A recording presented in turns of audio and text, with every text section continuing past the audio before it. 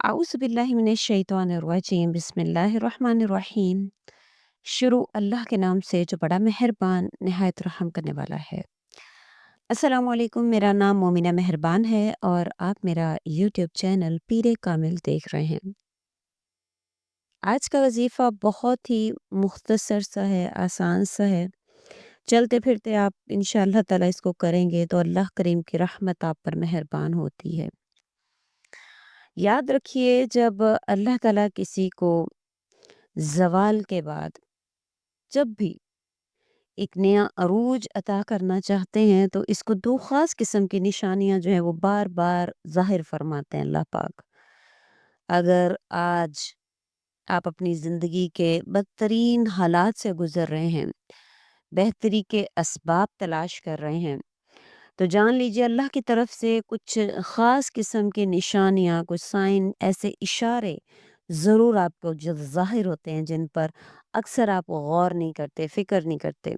अगर उम्मीद की कोई किरण आपको दिखाई नहीं दे रही है, तो सुन लीजिए, एक रिवायत में आता है कि अगर तुम अपने मिज़ाज से राज़ी ना हो, तो दुनिया तुम्हारे लिए खुशगवार कैसे हो सकती है?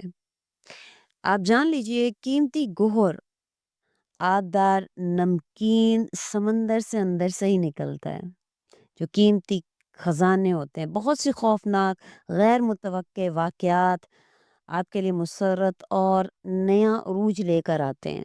कितनी सलामती जो है वो मुमानियत के बाद मिलती है इंसान को। बहुत सी चीज़ें जो हैं वो कजी के बाद दुरुस्त हो जाती हैं। अल्लाह ताला फरमाते हैं सूरह अल अनाम में, ए मोहम्मद मुस्तफ़ा सल्लल्लाहु अलैहि वसल्लम, इनसे पूछो कि सहरा और समंदर की तारीखियों में कौन तुम्हें जो है वो खतरात से बचाता है?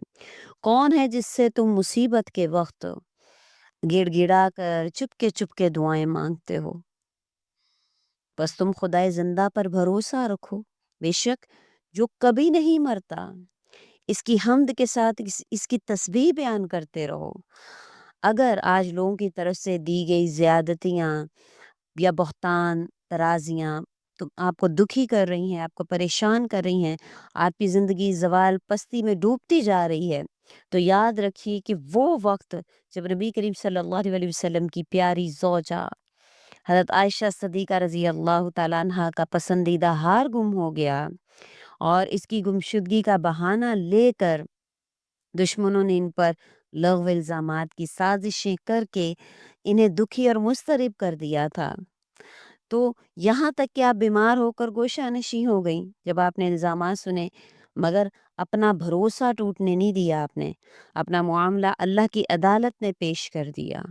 आप जानते हैं कि अर्श, ज़मीन और तमाम तर चीज़ों का मालिक जो अल्लाह है, इसकी इनकी इफ़्फ़त माबी की गवाही आसमान से अल्लाह ने उतारी।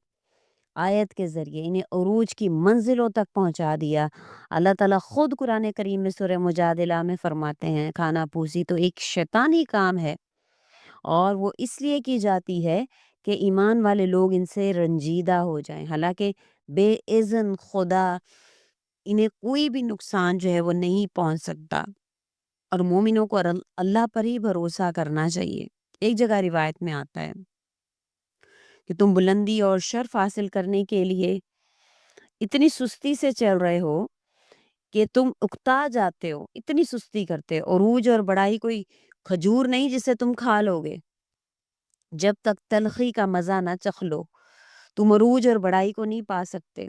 तो तलखियाँ तो आती हैं, मुकामात हासिल करना चाहते हैं, उरूज हासिल करना चाहते हैं, बुलंद मुकामात की ख्वाहिशें रखते हैं, आरज़ुएँ रखते हैं, तो ख्वाहिशें और आरज़ुओं से नहीं बल्कि अज़्म और इरादे और तदबीरों से अमल बनते हैं। और एक एक शुजा दिल इंसान का यकीन जो है वो रासिख़ होना ज़रूरी है, ज़र्फ़ भी उसका बहुत बड़ा होना चाहिए और वो लोगों की चालों से तंग दिल होने की बजाय, अपना दिल तंग करने की बजाय हर आंधी, हर तूफ़ान का मुकाबला करके एक नई रोशन सुबह का इंतज़ार करता है। जो इंसान चाहता है कि उसका जो नसीब है वो अल्लाह खोल दें। और जानते हैं वो कौन खुश नसीब लोग हैं? जिनके ज़वाल को अल्लाह ताला एक नया अरूज अता फ़रमाते हैं। वो कौन से खुश नसीब लोग हैं? इन पर खूब इनायात की बारिश अल्लाह करीम बरसाते हैं। ان کے لیے خاص اشارے اللہ کریم جو ہے وہ دیتے ہیں۔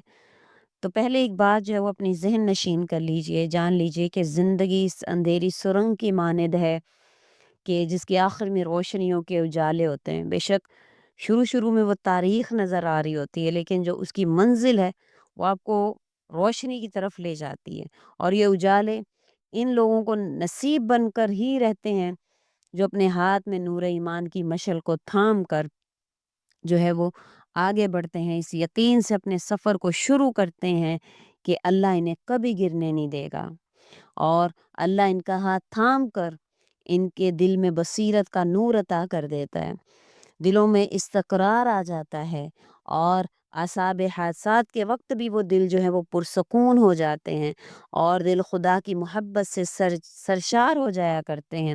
اور یاد رکھیے کہ کچھ نشانیاں ایسی بھی ہیں کہ جو ظاہر کرتی ہیں کہ اللہ تمہیں زوال سے نکال کر جلد ایک نیا عروج عطا کرنے والا ہے، اور جس کی اکثر نشانی تو یہ بھی ہے کہ جب تم عقلی وجود کی قوتوں سے اور تمام بدی رجحانات کو دبا کر نیکی کے رجحانات کو ابھارتے ہو اور اپنا تزکیہ نفس کرتے ہو کہ اس کی اقتدار اعلیٰ سے وہ نعمتیں آپ پا جاتے ہیں جو آپ کے عروج کا باعث بنتی ہیں۔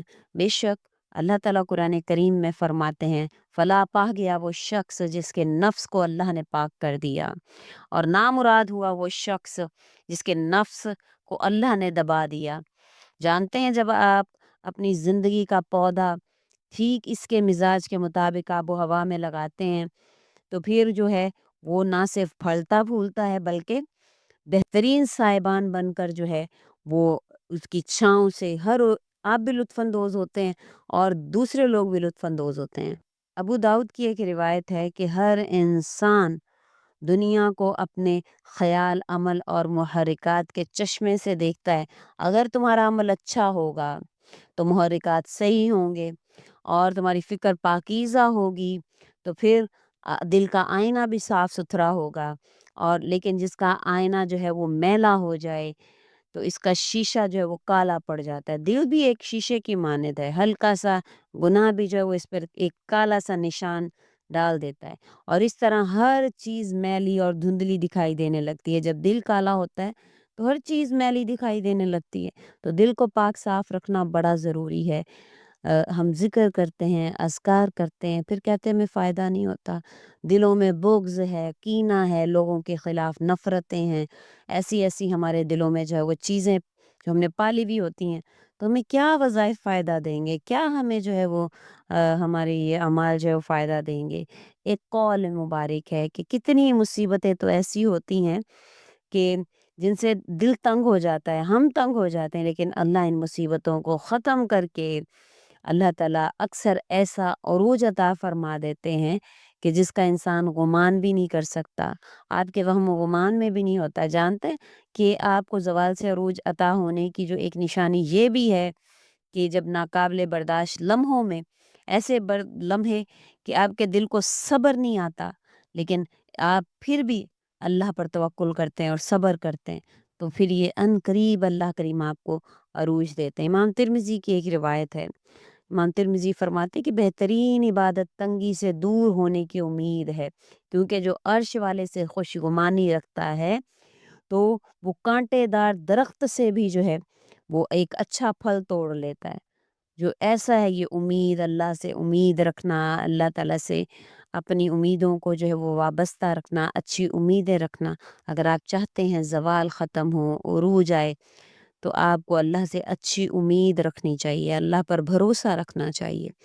آج کا جو ذکر جو چلتے پھرتے آپ نے کرنا ہے، جو آپ کو عروج جو ہے وہ عطا فرمائے گا، زوال سے نکالے گا، آپ کی ہر پریشانی کو ختم کرے گا، آپ کی تنگیوں کو دور کرے گا، رزق کے حوالے سے ہو، چاہے کسی بھی معاملے کے حوالے سے ہو، اچھے رشتے کے حوالے سے ہو، گھر میں ناچاکیوں کے حوالے سے ہو، اولاد کے حوالے سے ہو، کوئی بھی آپ کی پریشانی ہے، آپ نے چلتے پھرتے بس ایک مختصر سا ذکر ہے جو افضل ترین ذکر جس کو آپ صلی اللہ علیہ وسلم نے قرار دیا، وہ ہے لا الہ الا اللہ۔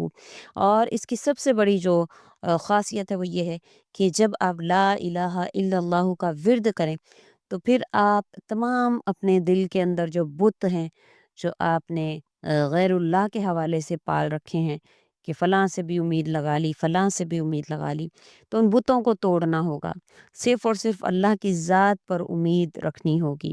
لا الہ الا اللہ کا مطلب ہے کہ اللہ کے سوا میرا کوئی معبود نہیں ہے۔